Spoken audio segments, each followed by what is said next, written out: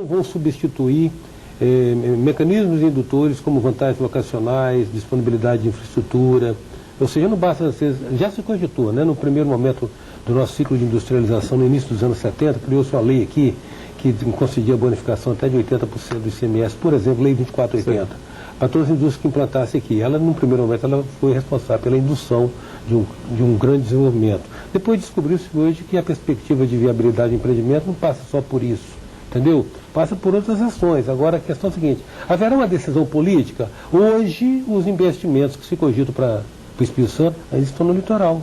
Sim, mas eu tenho um resultado otimista nesse sentido. Se você for olhar para os investimentos previstos para o Estado do Espírito Santo nos próximos 5 anos, um levantamento realizado pelo Instituto Jones Santos Neves demonstra que realmente a grande maioria desses investimentos está concentrado no litoral. Agora, uma notícia positiva que a gente tem, a gente realizou uma pesquisa para o ano 2008, depois para o ano 2009.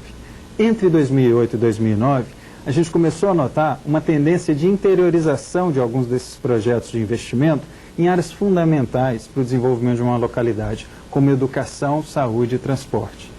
Nós temos o início de um processo de interiorização desses projetos de desenvolvimento ainda muito tímido. Qual que é um ponto fundamental que um governo local deveria atacar em relação a essa questão da política de desenvolvimento, da interiorização do desenvolvimento? Nós precisamos descobrir as potencialidades de cada município e investir nessas potencialidades. Um município é diferente do outro, e exatamente pelo fato de ser diferente, que é muito importante identificarmos essas potencialidades e trabalharmos de modo a acelerarmos cada vez mais as vantagens comparativas de cada localidade individual.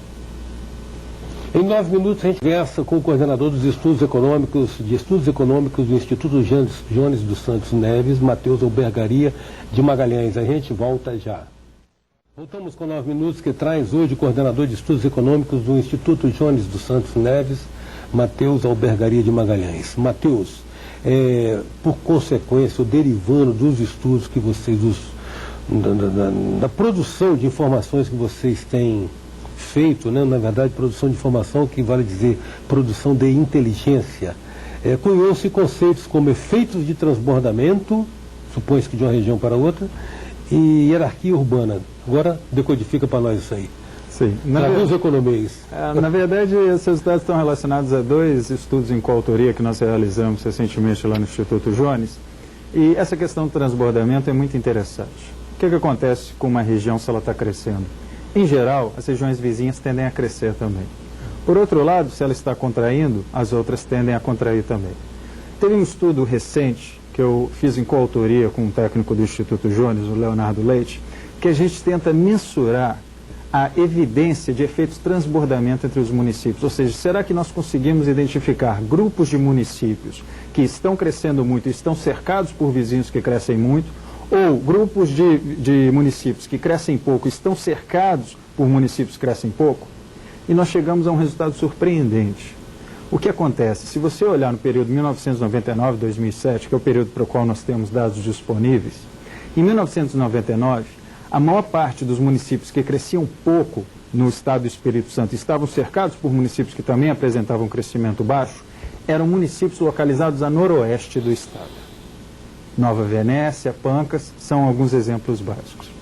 A partir do ano de 2000, você tem uma transposição desse grupo de municípios que cresce pouco. Ele sai da região noroeste do estado e no ano de 2007 chega à região sudoeste do estado. Então você agora tem municípios na região sudoeste, por exemplo, Alegre é um exemplo, que estão crescendo pouco e estão cercados por municípios que crescem pouco. Por que esses resultados são importantes? Porque eles permitem a identificação de grupos de municípios que precisam mais ou menos da intervenção governamental para auxiliar nessa tarefa de desenvolvimento local. Outro conceito muito importante que você me perguntou, aí resultado de uma pesquisa com outro técnico do Instituto, Victor Nunes Toscano, que é relacionado ao tema de hierarquia urbana. Nós queremos entender qual que é a dinâmica da riqueza no estado do Espírito Santo. E uma pergunta que a gente se faz é o seguinte: tá bom, a riqueza está concentrada na faixa litorânea. Será que isso não acontece porque eu tenho uma concentração maior de pessoas nessa faixa também? Ou seja, será que eu tenho uma polarização populacional no estado do Espírito Santo? Os nossos resultados também são muito interessantes.